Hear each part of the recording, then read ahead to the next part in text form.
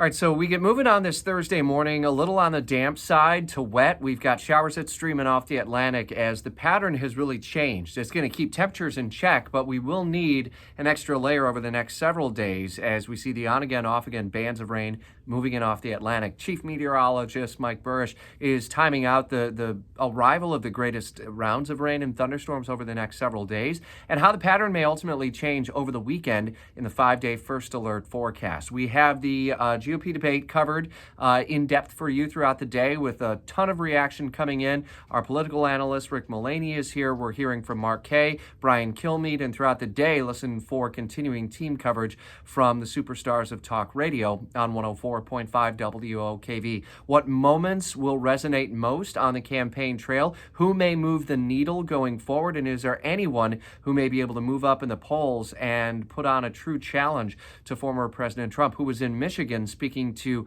non-union members at a Metro Detroit facility just outside of Detroit, where almost 2 weeks in to the automotive strike with the UAW, President Biden was on the picket lines earlier in the week. Jacksonville Sheriff is working to move anger to action following the recent killings of kids in our community. A 6-year-old boy dies in his own bed, and a 12-year-old girl is injured.